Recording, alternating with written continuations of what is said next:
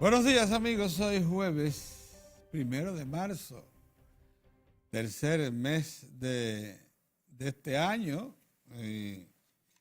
Eso indica que ya nos adelantamos rápidamente a dejar atrás el año 2018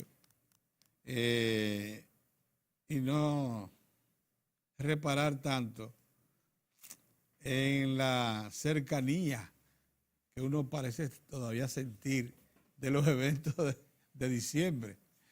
La verdad que todavía resuenan los eventos de diciembre, o sea, la Navidad, las fiestas y cosas, cuando sin embargo estamos entrando al tercer mes. Es más, el 21 de este mes se inicia la primavera ya, para los que están creyendo que el invierno durará mucho tiempo. También los vientos fríos y las temperaturas bajas, ¿no? Ahorita desaparecen y vienen otra vez los calores máximos. Y este mes, según las estadísticas, el mes de marzo es el mes de menos caída de lluvias y por tanto deberá ser un mes escaso en eso que hemos tenido presente en estos últimos tiempos, que es mucha agua. Desde finales del año pasado hasta esta semana que acaba de pasar, las lluvias han estado presentes en todo el territorio nacional. Miren, una de las cosas que más hemos disfrutado del discurso del presidente de la República ante la Asamblea Nacional este 27 de febrero ha sido que por primera vez se nota ya la convicción de los jefes de Estado de que ellos no pueden estar tanto sometidos a presiones externas que le imponen agendas y que deben sujetarse estrictamente a lo que son las funciones públicas regidas por la ley y la Constitución. El presidente de la República rindió un informe a la Nación de todas las ejecutorias realizadas en el 2017 y algunas que se van a poner en ejecución resaltantes en este año 2018, que calificó, y razones deberá tener, de glorioso desde el punto de vista de los resultados materiales que se obtendrán de políticas públicas, de ejecutorias públicas, pero no se sometió a la agenda que desde el exterior, fundamentalmente desde la oposición o desde los medios de comunicación o de estructura de la sociedad civil que le pretendían imponer. Yo veía a personalidades como Bernardo Vega y Alicia Ortega y los demás y los hacedores de opinión sacar en cara que el presidente de la República no se refirió al tema Odebrecht y que no lo hizo tampoco sobre el tema de la solicitud que ha hecho el Ministerio de Industria y Comercio al Poder Ejecutivo para que apruebe la primera fase del programa de explotación del oro, la plata, el cobre y demás metales contenidos en Romero, en San Juan de la Maguana, que no se refirió a Bahía de las Águilas, que no trató el pacto eléctrico y que tampoco hizo referencia a la reforma fiscal. Yo quisiera, por favor, ustedes me permitieran rápidamente decirles por qué estos temas no fueron tratados por el presidente, según mi parecer, que por cierto ha sido el de siempre, siempre, siempre. Y acuérdense que yo he estado cercano a presidentes, porque he trabajado por contrato como analista de presidentes en los últimos tiempos. Y en esos contactos con los jefes de Estado he estado siempre sustentando la siguiente tesis. Los presidentes hablan cuando tienen asuntos concluidos, definitivos, y no deben intervenir en temas que le sugiera a la opinión pública que no estén madurados. Porque cuando un presidente habla a la última instancia. Y si no es como última instancia, entonces lo que hacen es que detienen proceso. Caso de Odebrecht. ¿Por qué el presidente no trata el tema de Odebrecht? Porque está en la justicia. Porque se encuentra apenas con reciente información del el Ministerio Público reclamando que agotar el plazo legal que tiene para reunir toda la documentación de su expediente y concluirlo.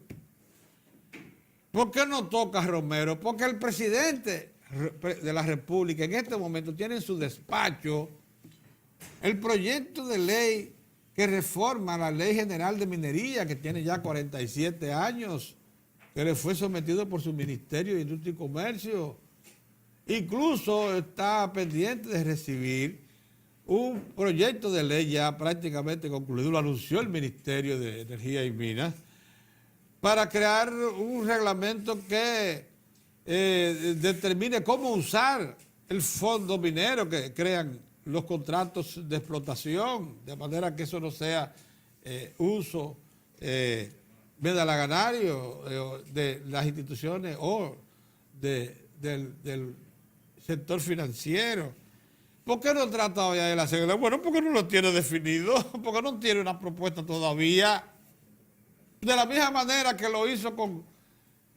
¿Por qué se refirió a Montegrande? Porque ya Montegrande tiene su financiamiento aprobado por el Banco Centroamericano de Desarrollo, los 260 millones de dólares que se necesitaban para que esta obra, y por eso dijo que esa obra en este año deberá recibir un impulso notable, por eso habló de Montegrande y no de Bahía de las Águilas.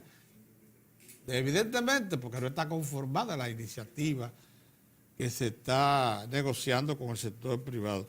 ¿Por qué no habló del pacto eléctrico? Porque él tiene en su despacho las propuestas básicas que se le remitieron desde el Consejo Económico y Social para que dé su opinión. Y no la tiene todavía hasta el momento en que elaboró y presentó el discurso a la Asamblea Nacional. Qué cosa más grande esta, ¿eh? ¿Por qué no habla de la reforma fiscal? Porque el gobierno ya estableció, y lo sabe todo el mundo, que va a insistir en una mejora de los sistemas de cobro de impuestos, de administración de los sistemas tributarios y fiscal, hasta determinar los grados de eficiencia que se pueden lograr mejorando esos sistemas y luego entonces pensar en una reforma a fondo. Por eso lo dije, eso lo dijo el ministro administrativo de la presidencia, eso lo dijo el ministro de Hacienda, eso lo han dicho varias autoridades que no se tiene en mente todo. Entonces, si eso lo había dicho, ¿para qué pedirle al presidente de la República que se refiera a ese tema? O sea, yo entiendo que el discurso presidencial se limitó a tocar lo que fueron las realizaciones contundentes, comprobables. Usted puede descalificarla o degradarla si quiere, pero están visibles del año 2017, fruto del ejecutar políticas públicas con programas específicos. El gobierno hizo hincapié en las iniciativas que está poniendo en práctica en este 2018 para dejar expectativas acerca de resultados que mejoren servicios sociales importantes, sector eléctrico, transporte, salud, educación, medio ambiente. Pero esas son cosas comprobables, porque se refieren a proyectos, a planes, a programas que están en ejecución. Entonces, yo creo que cambió el rumbo, sí, es verdad. El discurso presidencial cambió el rumbo. Dejó de estar sometido a la atención, a los reclamos de agendas exteriores que muchas veces lo ponían a intervenir en asuntos que estaban en proceso de definición. Y el jefe de Estado no puede hacer eso. Tiene que dejar que las cosas desarrollen, consoliden, maduren. Porque él es la última instancia de la nación. Y habla cuando las cosas maduran, cuando se van a tomar decisiones. Y estos temas, como los reclamó la oposición, no estaban todavía en posibilidad de ser anunciados al país. Es todo. Los otros sí estaban, son un resultado. Los otros sí son realizaciones que son comprobables. Por eso yo me siento, sinceramente lo digo, profundamente complacido con lo que ha sido esta entrega de cuentas del presidente de la República a la Nación por vía de la Asamblea Nacional.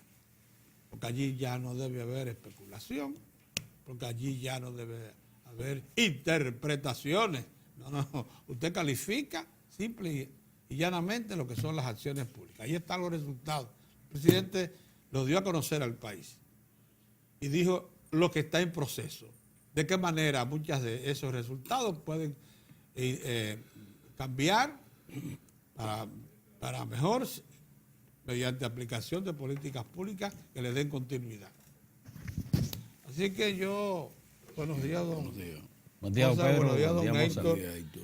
Me siento sumamente complacido con ese discurso que cambió una forma de comportamiento y demostró que el Estado, el Poder Ejecutivo, tiene su propia autonomía, que no se le puede ser impuesta desde fuera. Bien. Buenos días, señores, buenos días. Va a continuar el frío por una semana más. Qué bueno. Hasta el 21. Sí, ya hay informe de que por lo menos vamos a tener un marzo casi completo con una temperatura tan agradable como la que tenemos, la que hemos tenido en los últimos días. Y eso es importante, porque bueno, por ahí viene Semana Santa, pero Semana Santa es ya al final, que lo importante sería que ya para esa fecha, esa final de este mes, tengamos pleno sol para que tanto nosotros todos acá en la República Dominicana, los dominicanos y dominicanas, como los turistas que nos visitan, que cada día son más, puedan disfrutar de los encantos de la República Dominicana a plenitud. Pedro, qué buena reflexión la tuya en torno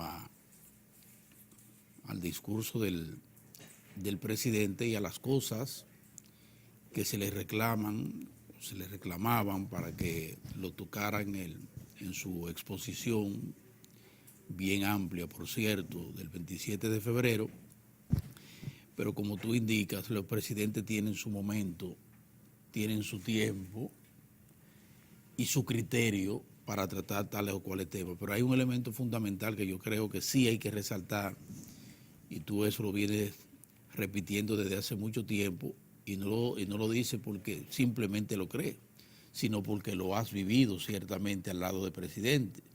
Y es que los presidentes, que yo digo que es la voz más alta del país, al mismo tiempo, como tú bien dices, constituye la última instancia. Entonces, si se adelanta, va a atropellar procesos que están en marcha. Sí, porque proceso de definición, si ya el presidente interpretó la cosa, ya no hay nada más que discutir. Tan sencillo como eso, ¿eh? Tan sencillo como eso. Tan sencillo como eso. Pero bueno, yo sí quiero hacer notar, señores, que temas tocados en forma abierta por el presidente, como es el tema migratorio, y temas como es el del transporte en el país, y temas como es el de la electricidad, llevan un ritmo tan preciso que precisamente justo ayer, hubo manifestaciones sumamente importantes de que hay una voluntad en la dirección de responder a los requerimientos de la población frente a esos temas neurálgicos, ayer, para felicidad de todos nosotros, para satisfacción de todos nosotros, para satisfacción de de los buenos dominicanos, el canciller de la República, don Miguel Vargas Maldonado, dejó claramente establecido que el gobierno dominicano, que la República Dominicana no tiene por qué ir a ninguna otra instancia, llámese diálogo, llámese mesa de diálogo, a discutir política migratoria. Su política migratoria. La política migratoria de los pueblos es política migratoria de los pueblos. Eso es un acto de soberanía. Un momentito. Entonces un país soberano como es el nuestro no tiene por qué discutir su política migratoria. O hay que ir a discutir con el señor Donald Trump la política migratoria de los Estados Unidos. O ir a Francia a discutir política migratoria, o a Canadá, donde se están dando, o en España, donde se están dando, o Chile, que se están dando procesos migratorios preocupantes para ellos. Y ellos han establecido reglas, las tienen ahí, sus normas. Entonces la Comisión Interamericana de los Derechos Humanos en estos días, dentro de su periplo, de eso que hacen, y sus incursiones a veces tendenciosas y maliciosas, sugirió que lo que había que hacer en el país era establecer una mesa de diálogo con Haití para que de ahí saliera cuál va a ser el comportamiento con el asunto migratorio. Pero ven acá.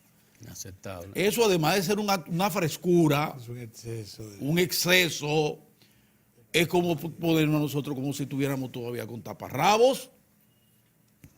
Y ayer el canciller lo dejó claro. Y si el canciller lo dejó claro es porque el presidente lo tiene claro. Pero ven acá. Y por eso le decía, vean en su justa dimensión ese planteamiento que hace el presidente de la República, primero mostrando su preocupación y respondiendo a una preocupación del país de que el tema migratorio es un tema que hay que abordar con todo el rigor, pero con todo el cuidado y la mesura, para que nos evite situaciones como la que nos está acarreando. Gravísimos problemas tenemos. Ahí me decía Tineo ahí en el camerino, que a los haitianos ahora le he cogido en Puerto Príncipe con quemar la basura en la calle, y están quemando. Ahí no hay capacidad, ahí hay bomberos, ahí no hay nada. Entonces, toda esa contaminación Esa gente, esa gente que no puede un gente palo. no puede vivir. Un palo, Entonces, le prenden fuego entonces a lo que le cualquier digo palo es, que yo ven. le digo eso para que ustedes vean cómo son las cosas, que somos diferentes. Y entonces, no, que vamos a establecer una mesa. No hay que establecer ninguna mesa de nada. Lo que hay que hacer es lo que dijo el presidente de la República ayer: cumplir las leyes del país, la ley migratoria. Todo está establecido en la Constitución de la República y en la ley migratoria, en la ley de inmigración. De un país soberano como es el nuestro. Entonces no hay que discutir más nada.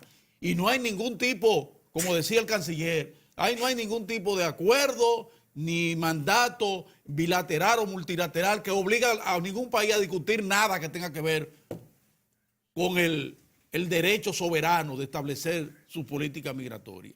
Entonces yo me alegro muchísimo que haya enfatizado el canciller de la República lo que ha mostrado el presidente y hemos mostrado el país, que no tiene que discutir ese tipo de cosas. Lo que hay que hacer es acogerse a la ley. Entonces, de la misma manera que Miguel Vargas Maldonado aprovechó un escenario como ese de la gobernanza migratoria que se celebró con mucho éxito ayer, y donde quedó establecido que la República Dominicana ha dado pasos de avance en materia del trato a los migrantes. Pasos de avance, Pedro. De buscar mecanismos institucionales de control de su territorio sin que eso implique atropellar los derechos humanos de los migrantes, y ya nos colocan a nosotros pasos importantes de avance en esa dirección. Eso es positivo. Y ayer la Comunidad Europea manifestaba su satisfacción del trato que se le dio al tema migratorio. Pero ustedes pueden estar seguros que algunos farsantes, fariseos, que pedían, oye, a gente que está en la se trinchera le haitiana. supo- No, en la trinchera haitiana, desde aquí. Y decía, pero fue flojo con los haitianos. O sea, yo quería que él diera un mazutazo, que dijera, vamos, es para afuera que van todo el mundo y un lío. No, no se les dio. Lo que sí estableció el presidente, a lo que nosotros le vamos a dar seguimiento es al cumplimiento de la ley de migración del país y al cumplimiento a la ley de trabajo, por ejemplo, a esos empleadores privados y del mismo sector público que emplea mano de obra barata, abusando de esa mano de obra, de esos haitianos migrantes ilegales y abusando de los trabajadores dominicanos y creando condiciones en el país para que continúe ese trasiego de inmigrantes irregulares a la República Dominicana. Entonces yo creo que es importante, muy oportuno, que le demos seguimiento primero a esa exposición del presidente, una ratificación de la defensa del territorio de la República Dominicana, pero más aún a esa decisión del presidente de la República también de hacerle saber a todo su gobierno y al país que aquí hay que cumplir con las leyes, que en el caso muy particular del proceso ese migratorio, de la cantidad de irregulares que tenemos en el país, que sean bienvenidos todo aquel migrante, venga de donde venga, que esté cumpliendo con las leyes migratorias de la República Dominicana. Y él no tuvo que decir, porque si son bienvenidos los que estén debidamente regularizados y son bienvenidos los que cumplan con la ley, no son bienvenidos los que procuran tomarnos por asalto y colocarse en la República Dominicana en forma irregular. Y por eso se van a tomar medidas muy puntuales para cerrar, para sellar el paso por la frontera. Y suponemos nosotros que un presidente que ha dicho que el que esté aquí estará bienvenido siempre y cuando esté regularizado, se seguirán tomando las medidas correspondientes para el que esté en forma irregular tenga que abandonar el país, cumpliendo con el rigor, con el protocolo establecido del trato humanitario aquí a los migrantes. Usted se va sin violarle usted se le va a aplicar la ley, simple y llanamente, sin atropello. Entonces eso está claro. Pero fíjense el otro tema que el presidente abordó en forma abierta, porque yo digo que abordó prácticamente todos los temas, de una u otra manera, fue el tema del transporte.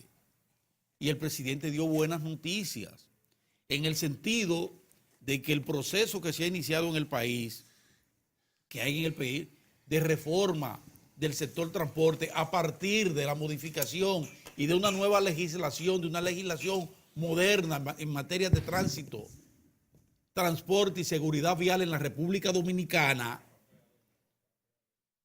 a partir de ahí se han estado y la incorporación de un nuevo organismo que rompió con la dispersión en el sector del transporte, como es el Intran.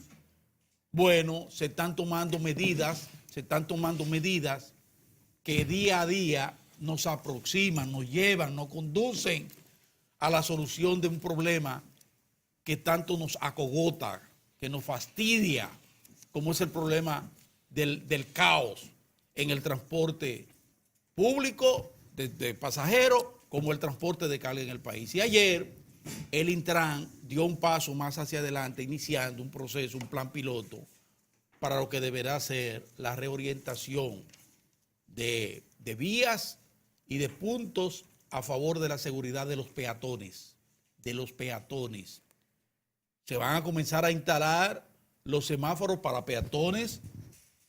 Quienes han viajado fuera del país notan que hay colocado, y aquí se agrega ya esa señal, se agrega esa señal, sí, claro, para que el peatón tenga tenga que seguir el mandato de esa luz, sí, que le da paso. Incluso, o le dice que se detenga. Incluso le ponen sus figuritas. Exactamente, exactamente. Se van a reorientar algunas intersecciones, ya después de un levantamiento que se ha hecho de las intersecciones donde hay mayor flujo de peatones para acomodar al peatón, porque esta ciudad tiene que convertirse en una ciudad básicamente para la gente, no para los vehículos solamente. No para los vehículos solamente. Y esta es una ciudad que se ha convertido en una ciudad para vehículos solamente. Y el peatón, no.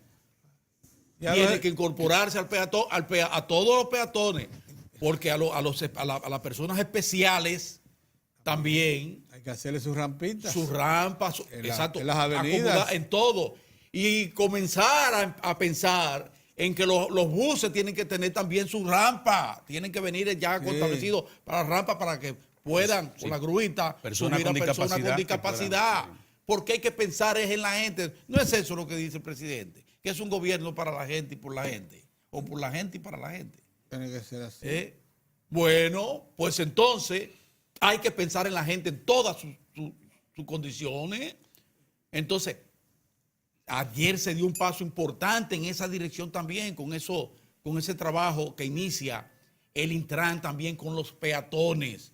Y yo tengo que decir que eso viene precedido de lo que está en marcha ya desde hace un buen tiempo, que es el desarrollo vial a todos los niveles, y que ya concretamente para este año se establecen ya situaciones importantes, como es la puesta en marcha del teleférico de Santo Domingo, a la ampliación del metro, y esas circunvalaciones que van a permitir que saquemos del centro de las ciudades, no solo del Gran Santo Domingo y del distrito, sino lo mismo que ha pasado con Santiago, con la circunvalación, que era un infierno meterse, porque para ir para la línea, para ir para Navarrete, para Puerto Plata, había que atravesar Santiago, obligatoriamente.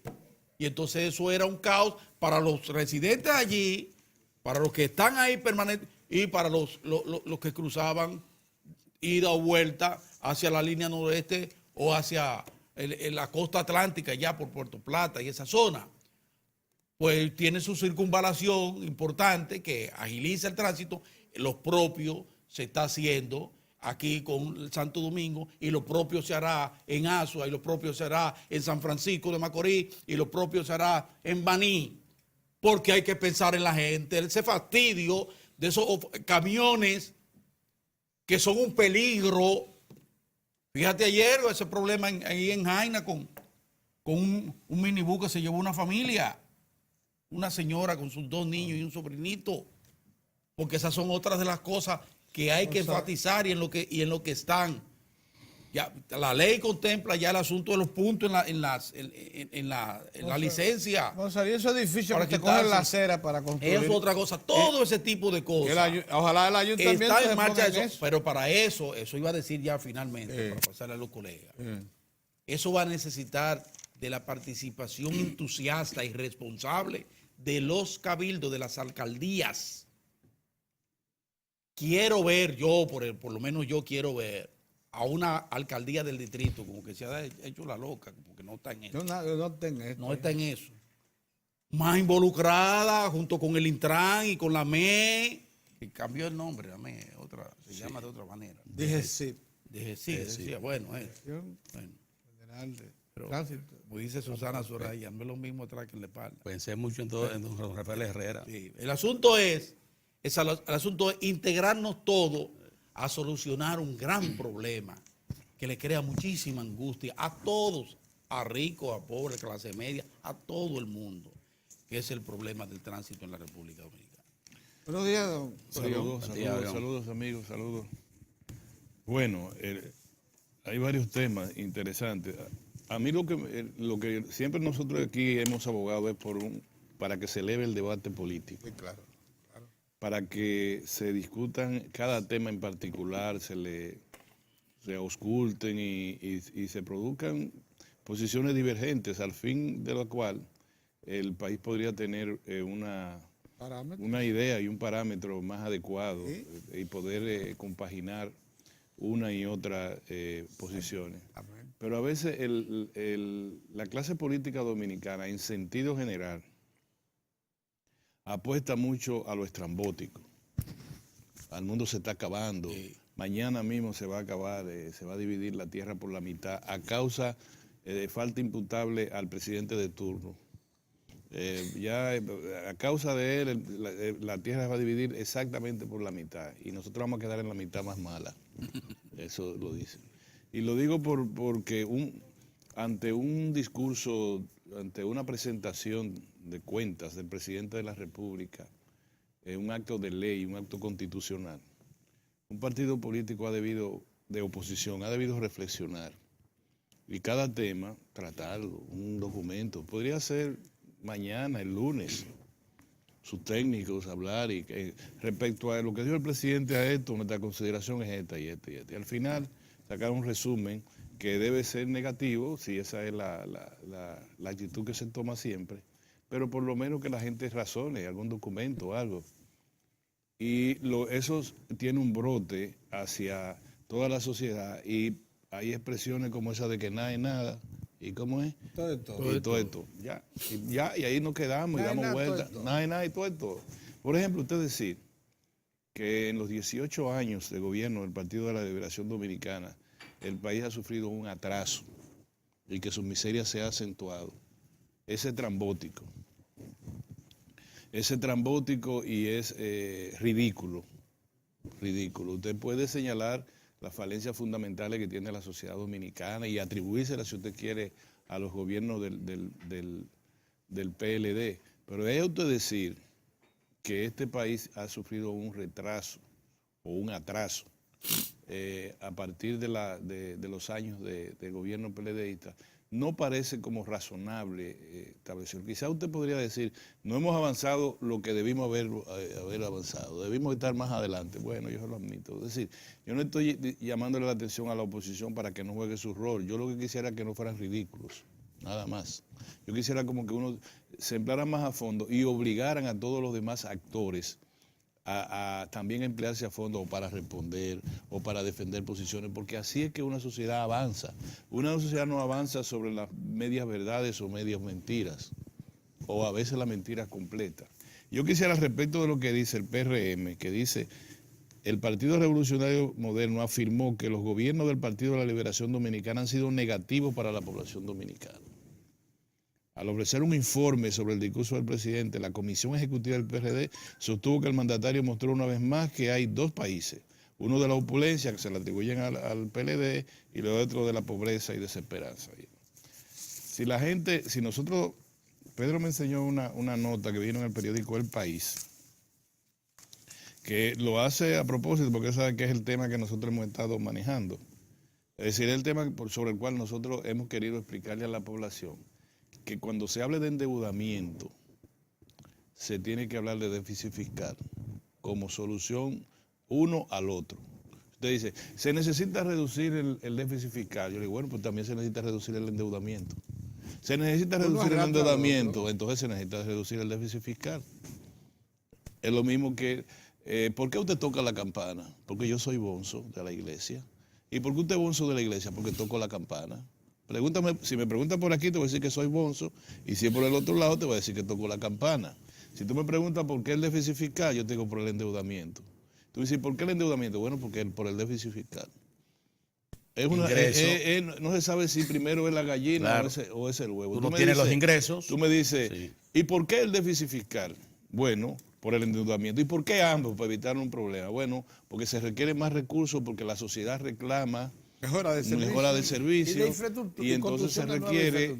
Pero ven acá, y si la economía está creciendo, ¿por qué nosotros tenemos déficit fiscal? Bueno, la economía crece, tenemos un déficit fiscal porque no hemos aplicado aún una reforma fiscal integral donde el crecimiento de la economía no se vuelva utilitarismo. ¿Qué se dice? Utilitario, sí. Utilitario, es decir, que no se quede en los portafolios de los grandes grupos corporativos, sino que también tenga un brote desde el Estado hacia la población. ¿Es correcto?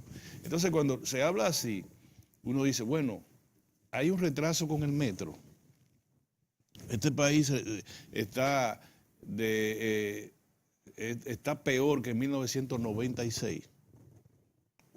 Ahora en mayo van a poner el teleférico eso está peor que en 1996. Pregunto, el 4% a la educación del Producto ¿Le Interno permitió, Bruto, sí o no? que signifique el 26% del presupuesto de un año, 26%, quiere decir, de cada 100 pesos que ingresan al gobierno central, 26 pesos son dirigidos al sector educativo. 150.000 millones. Eso es un retraso.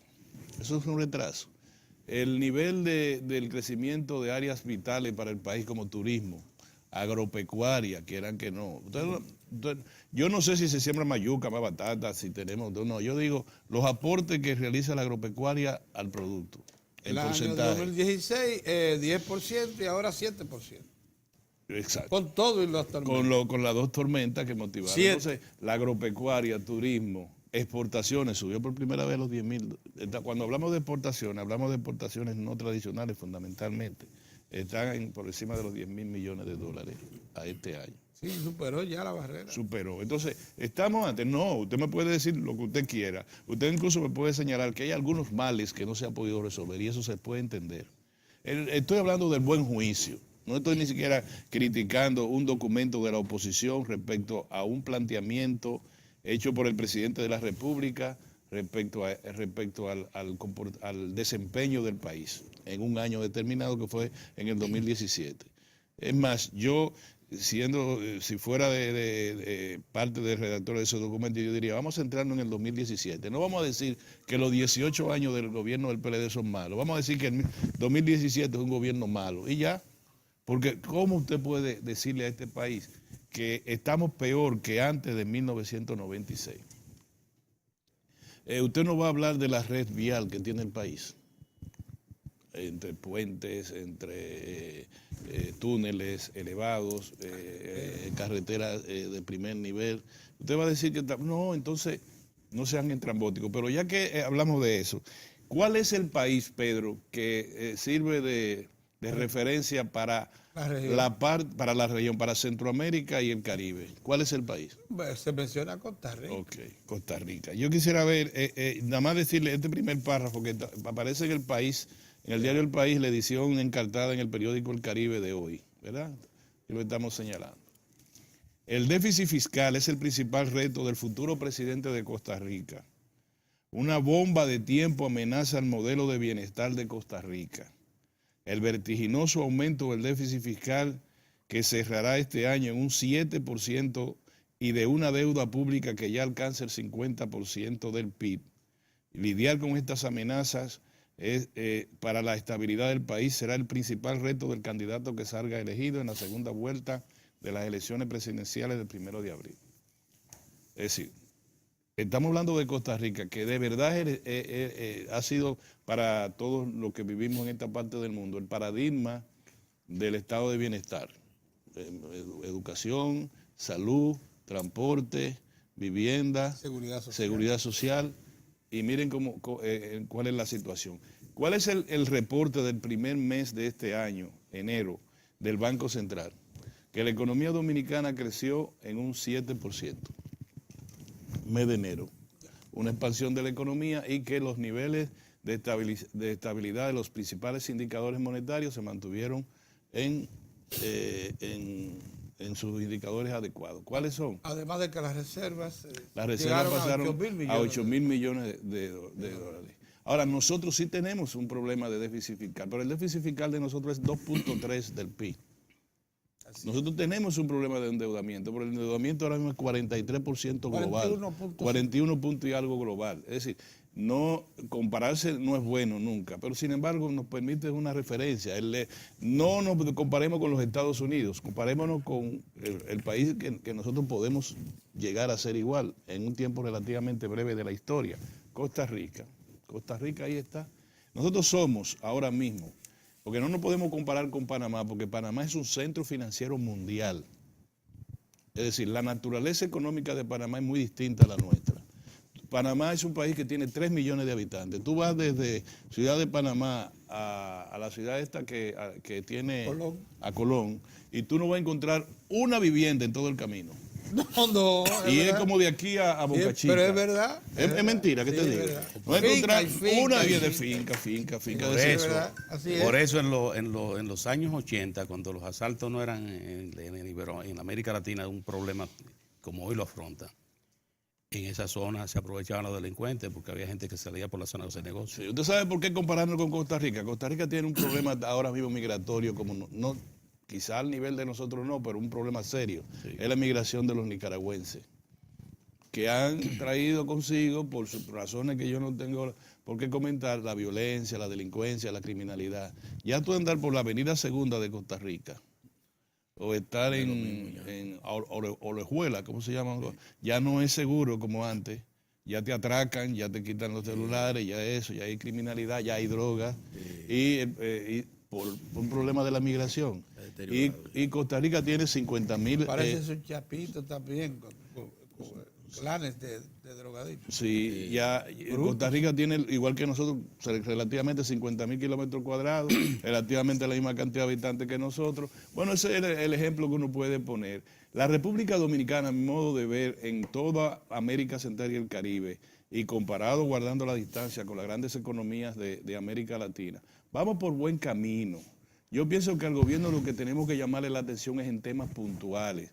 Por ejemplo, Mozart acaba de hablar de migración, hablamos de transporte, y vamos caminando, pero para usted ganar las próximas elecciones en el año 2020, usted tendría que ser más juicioso, más razonable y hacer propuestas más realistas a la nación. Otra cosa que creen los políticos es que los dominicanos estamos abucenados, es decir, que nos llevamos una consigna, decimos corrupción y ya se acabó. No, llega un momento, como ha pasado con la Marcha Verde, en que la gente comienza a pensar, pero dime, ¿qué es lo que tú me quieres decir? Porque tú has convertido una consigna en un ruido, y eso en comunicación es muy difícil. Si no son realistas, digo yo, van a tener muchos problemas, porque para que un pueblo sea sabio, se dice que tiene que tener al menos 3 zapateros. Y yo, que soy sancarleño, digo que en este país, San Carlos es el barrio de los zapateros, yo lo quiero decir. Sí, claro. Este país tiene más de 3 zapateros. Pues sin duda. Es correcto. Aunque es difícil encontrar limpiabotas ya. No, pero Pedro, el zapatero es el que te dice, el zapatero es el filósofo del barrio, búscalo. Dice que para que un país sea sabio tiene que tener más de 3 zapateros. En Santiago había músicos y cantantes, zapateros. Sí. Don Héctor, perdóname, a propósito del barbero, el barbero es peligroso, no por la anécdota esa de Trujillo, mire jefe, no, sino que yo tenía, el barbero mío vive en San Carlos, se llama Fausto, debe tener 80, casi 90 años. ¿Y todavía te recuerdas? Él era un fanático de Hank Aaron. De Hank Aaron, ¿verdad? Sí. Y yo era muy admirador de Willie May.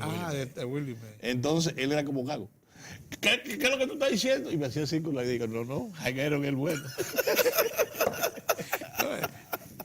Dicen que... Dime, Héctor, ¿qué hay de nuevo? En marcha, mira, Orión, siempre uno viene con su agenda, pero cuando llega aquí siempre se producen situaciones que obligan a que uno tenga que también agregar. Claro. Mira, Orión ha tratado el tema del déficit fiscal y has mencionado Costa Rica.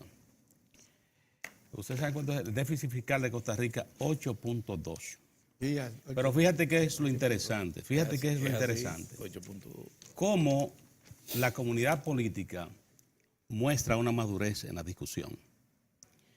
El presidente de la República dice, bueno, tenemos esta realidad. Ha llegado el momento de que todos los sectores nos sentemos y tomemos una decisión. La parte crítica, ¿qué te dice? Lo recibe como entiende que sí. Que eso se debe abordar en una mesa.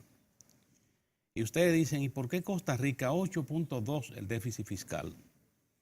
¿Y por qué el gobierno de Costa Rica no tiene el fuego de una oposición que lo quiera hundir y que lo quiera descalificar? ¿Usted sabe por qué? Porque cuando se da la discusión, ¿por qué ese déficit? Bueno, hemos tratado de mantener una calidad del servicio de salud, hemos tratado de mantener la seguridad social, que Costa Rica hoy es un país que puede mostrarse como una muestra en América Latina de cómo un país puede avanzar. La protección a la educación, los recursos que se destinan para educación. Y lo motiva y lo explica. En República Dominicana la discusión es diferente. Por ejemplo, usted ve que se están inaugurando las escuelas, usted ha visto lo que está ocurriendo, la meta de que la República Dominicana, por ejemplo, que todos los estudiantes de la educación pública estén en la modalidad de tanda extendida. Esto, de igual modo, cuando ustedes están viendo el conjunto de hospitales, incluida la ciudad sanitaria Luis Eduardo Aybar, que está en un proceso avanzado, y cuántos hospitales se incluyen en esto, en construcciones nuevas, ampliación, remozamiento, estamos hablando de un número de más de 50. Cuando usted ve, incluso el presidente Danilo Medina en su discurso, fue un punto que no lo soltó, diciéndole al país, lo de una computadora para cada estudiante, ese es un programa que el gobierno va a continuar, que eso va a seguir hasta alcanzar la meta. El programa de formación, cómo mejorar la educación dominicana. Fíjense que en el discurso el presidente hablaba que vienen mis recursos extranjeros para que vengan a sumar prácticas en República Dominicana. Y ahora el Instituto de Formación Magisterial tiene abierto, que esto es importante, sea válido el anuncio para los bachilleres o profesionales que quieran hacer otra carrera, financiar, es decir, becar. Hay disponible más de 1.200 becas en 5 de las principales universidades del país. Esto es financiado por el gobierno. O sea, si usted decide estudiar educación y se le indican cuáles son las carreras que se le están privilegiando, las ciencias, matemática, física, biología, si usted se encuentra y quiere una oportunidad ahora, usted se dirige al INAFOCAN y dice, yo soy interesado, lleva su documentación, lleva toda su información de notas, para la información de cómo fue su desempeño, que ahí se va a establecer cómo fue su desempeño como estudiante. Tiene la oportunidad de estudiar becado o becada en el área de educación que usted escoja. Es decir, no va a tener que pagar matrícula en la universidad del conjunto de universidades que están incluidas en este programa. Oiga, ¿cómo eso puede ser posible? Usted financiarle la carrera a estudiantes de educación. Y usted dice, porque bueno, el gobierno quiere ahora desarrollar recursos humanos en matemática, física, biología. ¿Cuál es la debilidad nuestra cuando se hacen evaluaciones? Las debilidades en ciencias, las reprobaciones en matemáticas son históricas. Entonces, eso se está afrontando en República Dominicana. ¿Y de qué manera?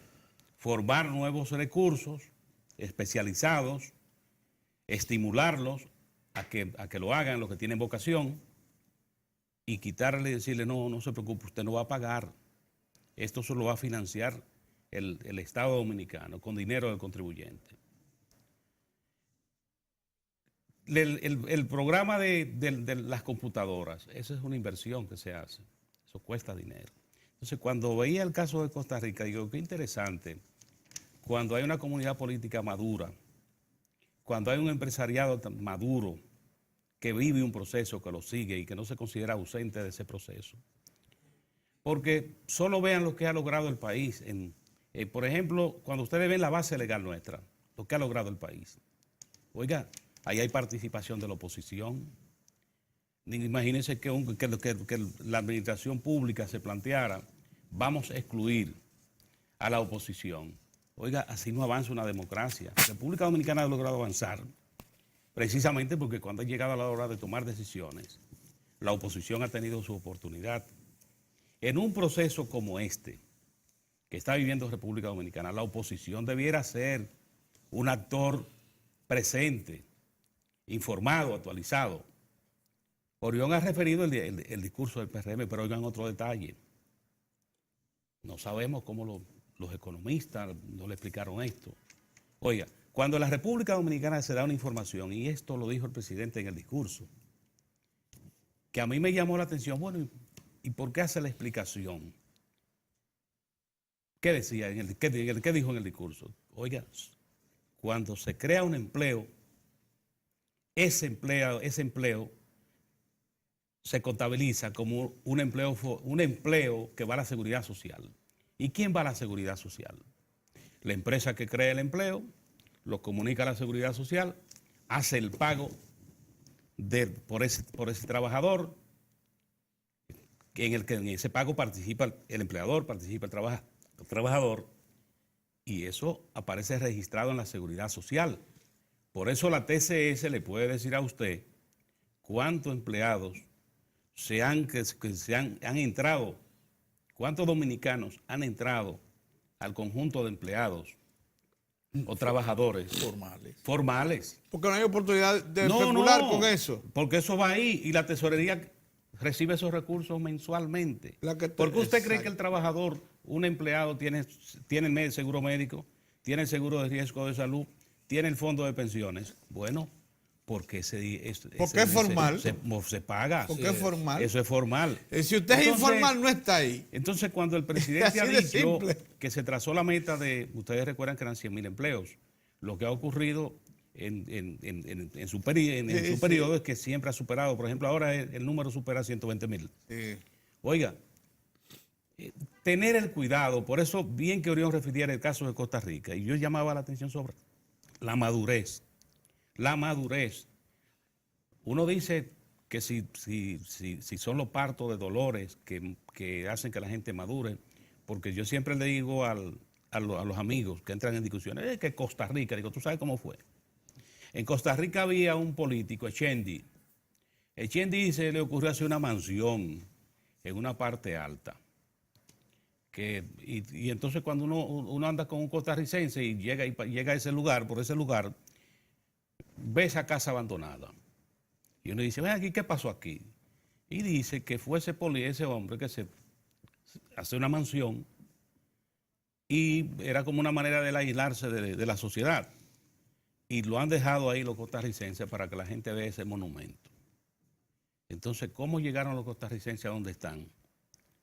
José Figueres, allá en el Limón. Del Limón vinieron tirando tiros hasta San José. Por cierto que ahí habían dominicanos. Entre los dominicanos estaba Horacio Julio Ornes, que fue de los compañeros de Figueres en ese proceso. Entonces, vinieron con ese parto.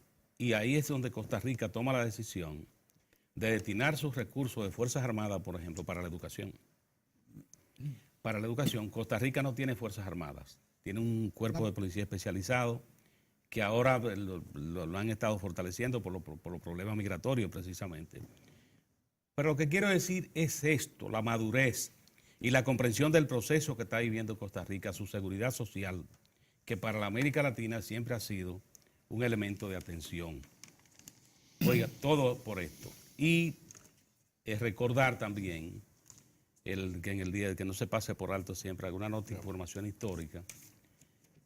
Yo siempre digo que los dominicanos han sido un pueblo iluminado a la hora de tomar decisiones. República Dominicana logró su independencia. República Dominicana se constituye como Estado.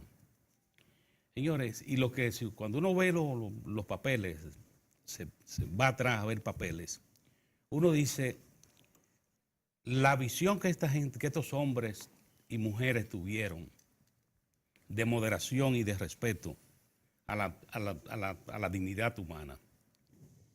Cuando se produce la independencia, circularon muchos rumores que aquí iba a haber esclavitud, que aquí todo esto. Bueno, esa decisión de la Junta Central Gubernativa que se conmemora hoy, de plantearse, no, aquí terminó, aquí no hay esclavitud en República Dominicana. Entonces eso no se ocurre de que establecer eso en qué año? ¿En qué año? 1844, o sea, la Junta Central Gubernativa, el primer organismo de gobierno. Y otra nota era la garantía que le daba a los extranjeros que vivían aquí, de Mira, respetarlo. tenemos ahí a nuestro invitado y ayer hubo una entrega de títulos. Sí, ¿No te has referido a eso? 1.281 títulos en Baní. Dale Ahí está la seguimiento. gente Es un tema que hemos seguido aquí de con mucha- Matanza Máximo Gómez, Caldera 2, Caldera 3 y Quijá Quieta, Mozart. Le comentábamos. No, eso es en no, Baní. Baní, Peravia, San Muy bien. Ahora, ¿cómo este proceso ha ido avanzando? ¿Ustedes saben ya cuántos títulos se han entregado? Eso es 24.000 títulos. Exactamente. Lo que eso implica para Eso es sumamente los importante. propietarios. Usted me dirá que faltan 100,000 todavía. No, ojalá, pero van no, no, 24. Estamos avanzando. Vamos José avanzando. Manuel, una avanzando. variante dijo que eran 40,000. ¿Cómo? No, pero son, José Manuel. son Sí, como sí. 100,000. No, dice. No, que van 50, 40. Me dijo. 40 van. José Manuel una variante. En total. De manera Estaba que esto es importante. Ayer Claro en- que sí. Exactamente. Muy bien, señores. Tenemos nosotros el honor de tener aquí en el programa al licenciado Juan Daniel Balcácer, presidente de la Comisión de Efemérides Patrias.